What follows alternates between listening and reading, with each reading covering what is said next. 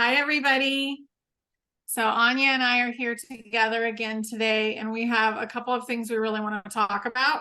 So just to kind of help out everybody and give us some things to think about and ruminate about our own lives. So I'm going to let Anya get started. She's got something brilliant that she came up with and put it on TikTok. So I want to hear about that. Yeah, thank you, sweetie. And it's nice to be back on Mhm. and connecting in with you and the beautiful people. I really love being on. There were some beautiful comments on the last video, so I do appreciate that. Mhm. And yeah, I think I like to process, and I'm a very vocal person. I don't like the word projector now because it's being used in a toxic way and a negative way, which it can be. But sometimes I am probably what you'd call a projector. I like to project ideas. I like to project and bounce them off people and see what response I get and what energy I get and what feedback and what opinions I get. So when I'm processing through my own journey or my own healing or my own, discoveries in consciousness, I like to just bounce them out there. And usually TikTok is a place to do that. And I was obviously experiencing multiple things in my life and questioning, where is the line when you're bringing a constant amount of energy to someone or to something, situation, person, relationship, business partner, any situation? Where is the line when the exchange is not equal? How long and how much do we take of this unbalanced energy before that starts having a significant effect on us in a negative way?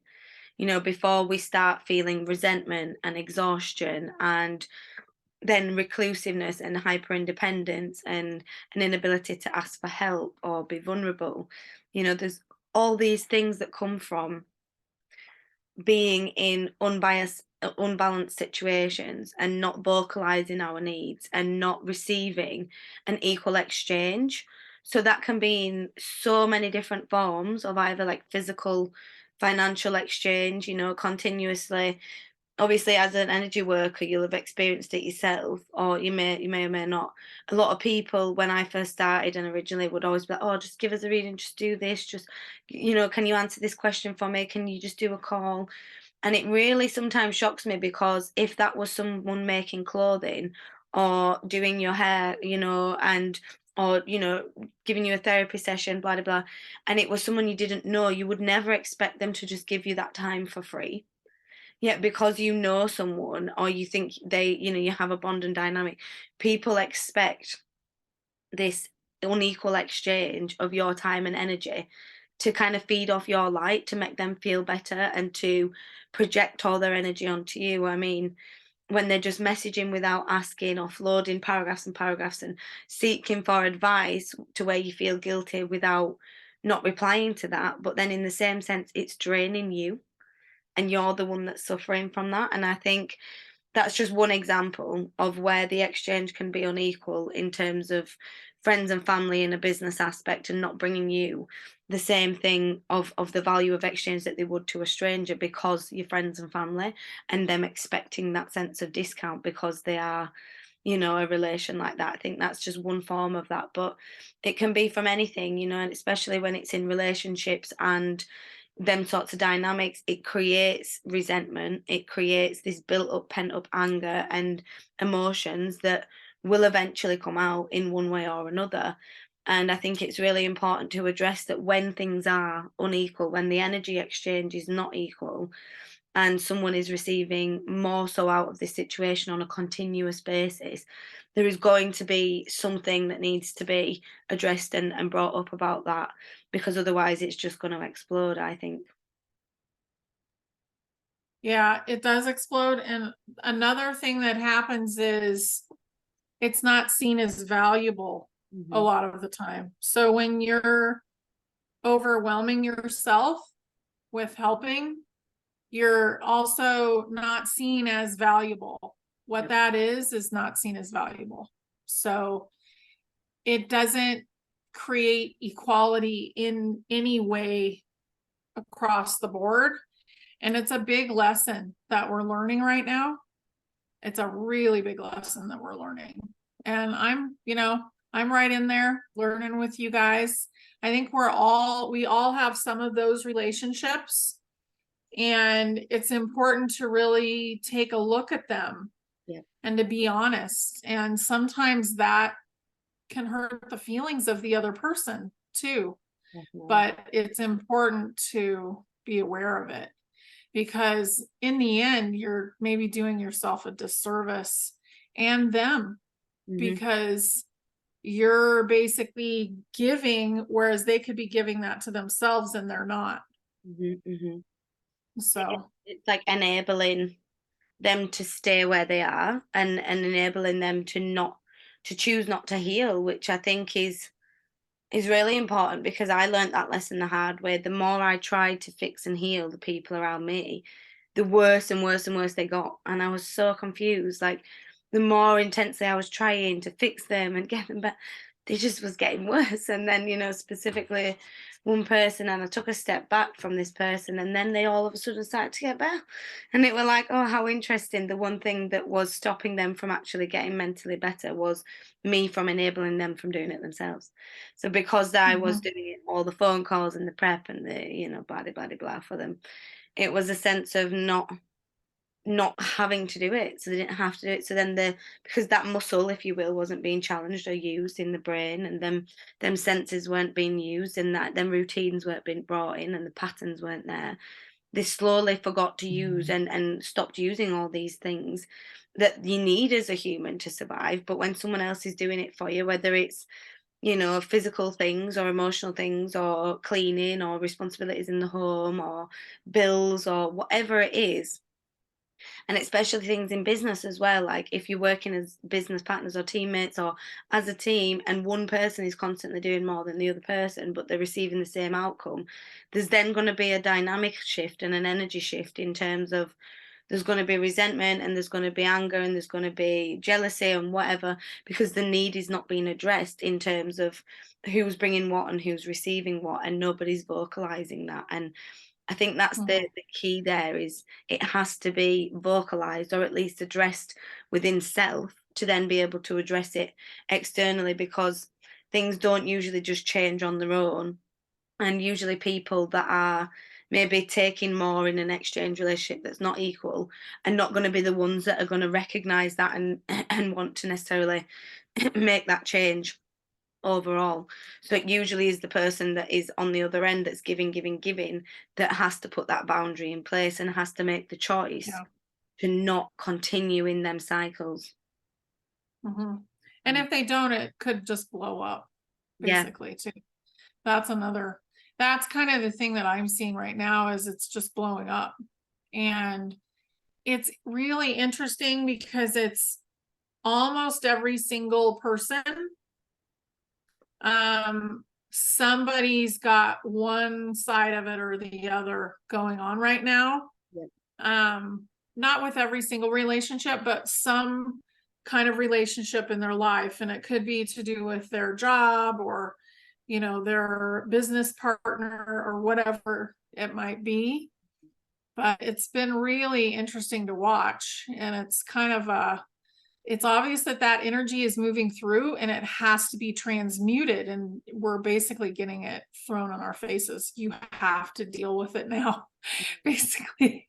Like, we have to deal with the betrayal and the victimhood right now. And then the worthiness. The worthiness is a part of that too. It's all connected. It's like the pathway to that, and like you say, it's so easy to slip into victim. Like, it is so easy to do that. And as a human, like, let's all admit it, at some point in his life, it does feel nice to get that sympathy and acknowledgement and recognition. Like, the inner child loves that. The inner child's like, yes, please make me feel better.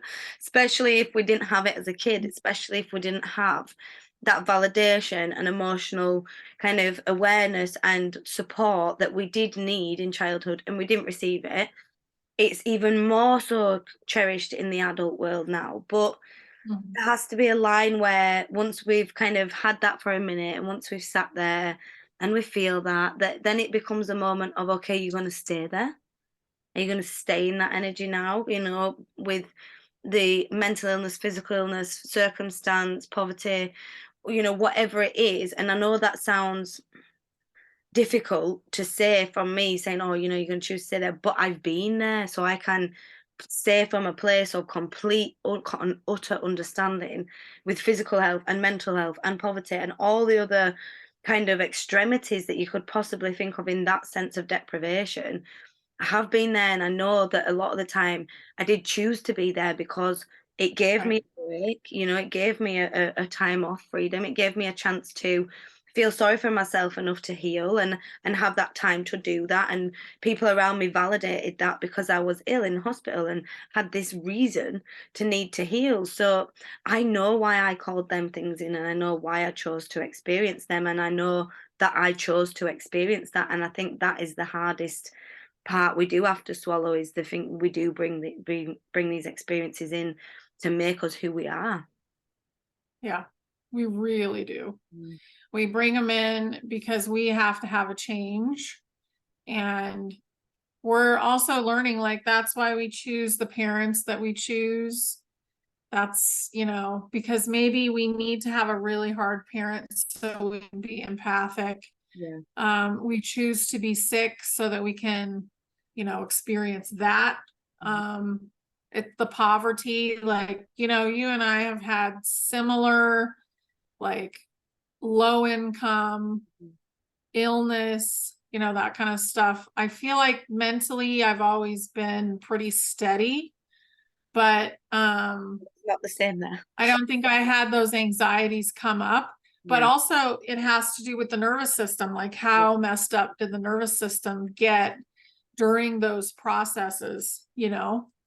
And And mine. as you bring your nervous system back, then you don't have it anymore. Exactly. And as you know, honey, mine was not in a good way.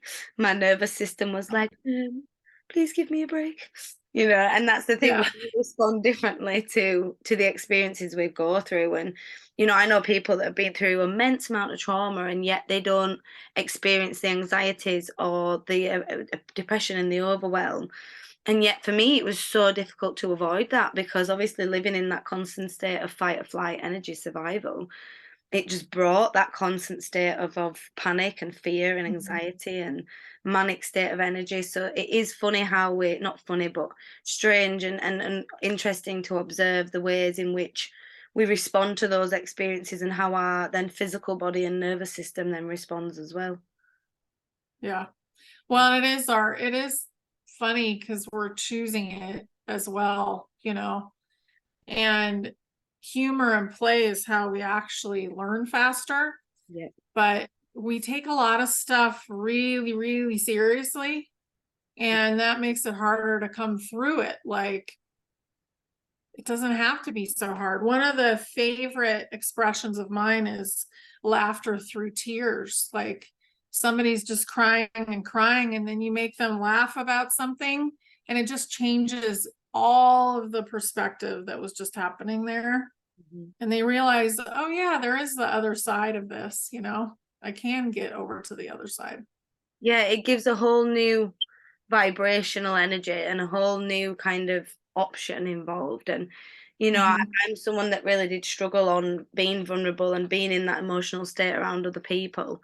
So for me, it's difficult to do that in any way. But, you know, I think this is the thing that we're all going through. It's like this weird place to navigate, like being able to express and Yeah. articulate and actually know that our feelings are valid. Like, we're allowed to do that. We're allowed to have needs and emotional wants and desires and vulnerabilities that, you know, maybe that we do feel a little bit shy about telling, and we do feel all these different emotions about, but they are worthy and valid. And that's not for someone to tell you that you're being dramatic or too much, or that your needs are Mhm. too out of the way, when if that's genuinely how you feel on a soul level, then you're just not with the right people who are honoring that, you know. And it is Yeah. about, first of all, being able to identify what your needs are, and then being able to express them, and then, you know, observing who and what people are in the right position to be able to, because not that they have to meet them needs, but to be able to honor and respect the boundaries that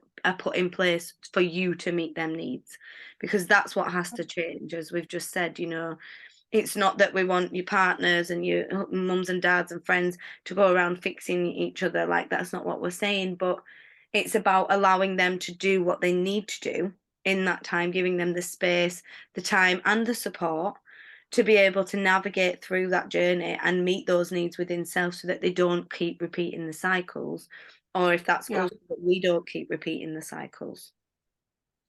Yeah, we don't want to keep repeating them. And I think that's really the whole purpose of that phrase, I'm going to hold space for you. Mm.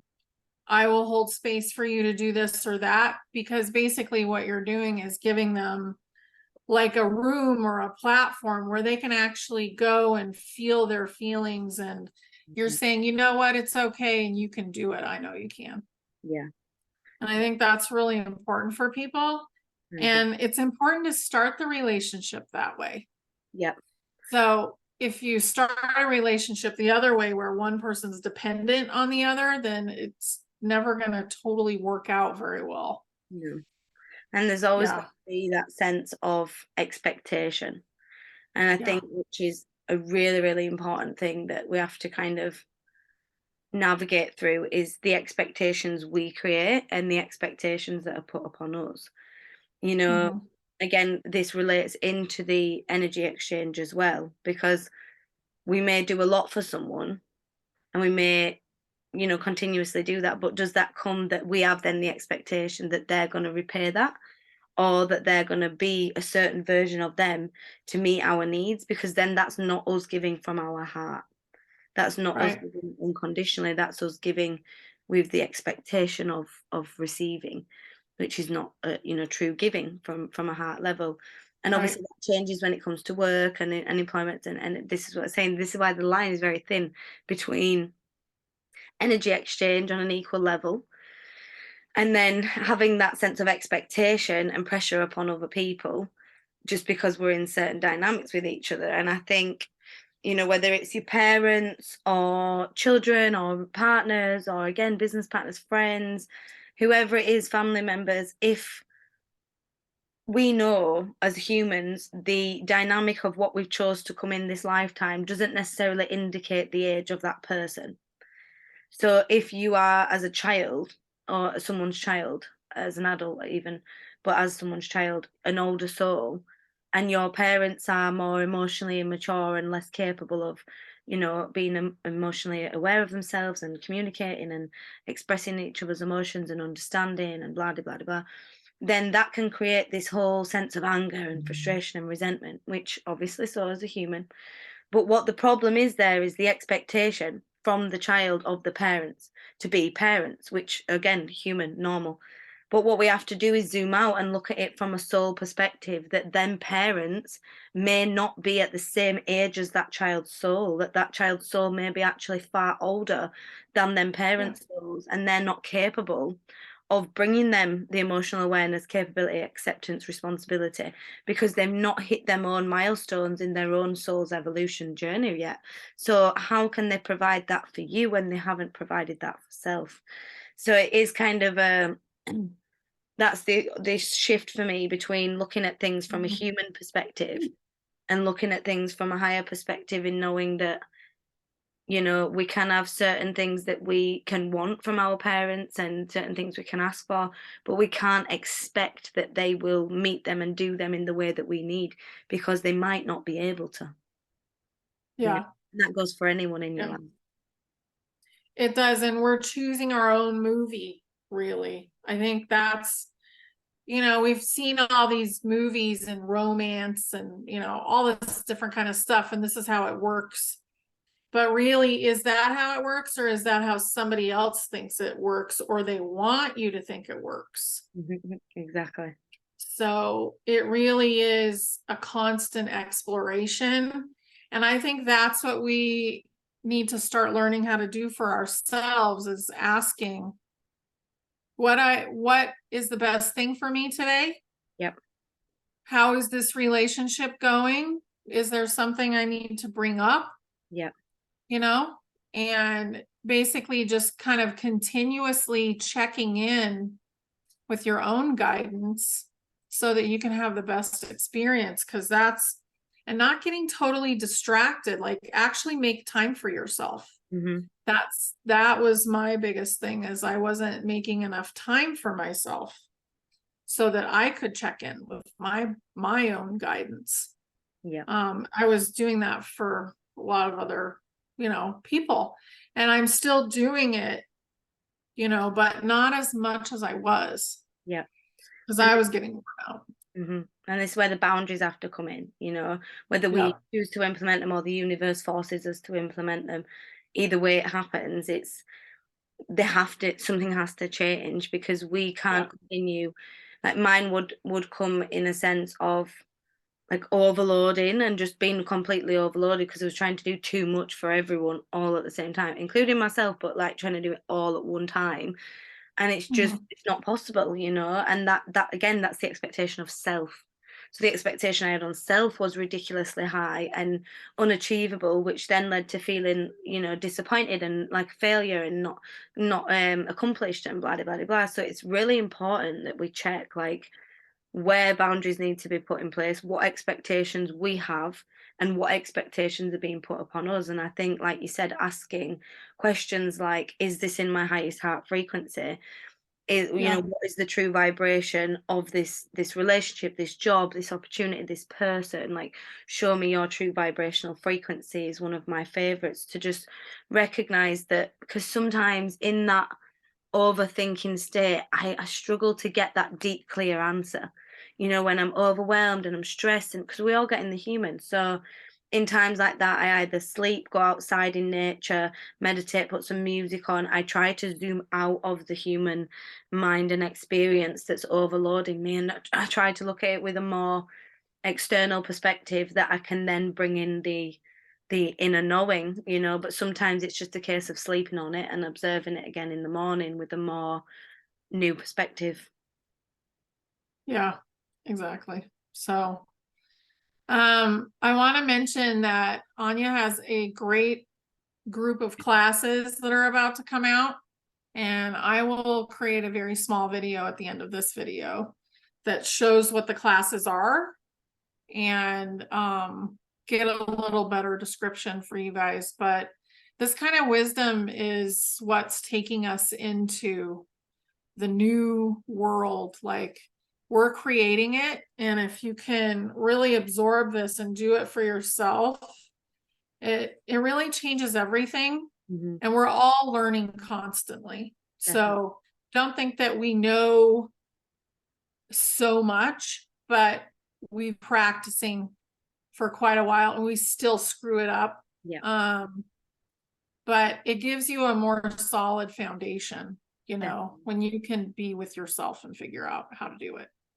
Yeah, definitely. That's something I always say. Like, the stuff don't stop happening. The stress don't just not exist anymore. We still are a spiritual being living a human experience. But what I've learned to navigate is that the way I can deal with that becomes easier. I'm not living out of fear Mhm. and out of the root chakra being imbalanced and living in this kind of panic, manic state of fight or flight, being in just survival mode. And I think the saddest thing is, a lot of us have just lived there for us whole lives, that we just don't know any Yeah. different, and I still go to you for support, to my hypnotherapist for support. I work with Trish. I work with so many other people, at the level that we do, and I do all the energy work. But sometimes we need that support and that reflection and that question that's asked, and the way it's asked and the interpretation and the way that we then think about these things is how we help each other. Like you say, it's how we share that wisdom, and I don't think I could do anything else other than doing this and bringing this little magic in, because it's what lights my soul up. And I think that's what you guys have just kind of got to, that's the question now, is what's lighting your soul up, and how do we find the tools and techniques and ways in which we can level to center and to the heart, to then keep moving forward to create what we all want to create, which is a better place to live. Yeah. you know Yeah. It is a better place to live. And we have to create it from the inside out. And I think that's something that we forget, hmm because we get nothing in reminded. front of us, yeah, is real unless we make it real. Yep. And that was a real big lesson for me in like 2021, when I'd been banging on about the truth and the new earth and did it, and it's all great and well talking about it. But I remember being downloaded a message that was straight into my higher consciousness saying, "Yeah, it's all good and well you're talking about it. Why don't you go and do it? Why don't you stop talking about plans and what's going to change and actually start creating it. And I thought, right. So from that point, and then Yeah. I changed the way I worked and really changed my focus from being someone who was being a seed spreader and awakener and, you know, kind of like a vocal truther, if you will. I don't really like that word, but you know, someone that was spreading a lot of awakening seeds, to someone that was then doing the healing work and doing the actual releasing and the trauma releasing and helping myself and others move from that density to a higher density, so that the earth that we was all banging on about would come into existence. Because if we heal, then the people around us heal, then the people around them heal, then everybody heals, right? Right. Exactly.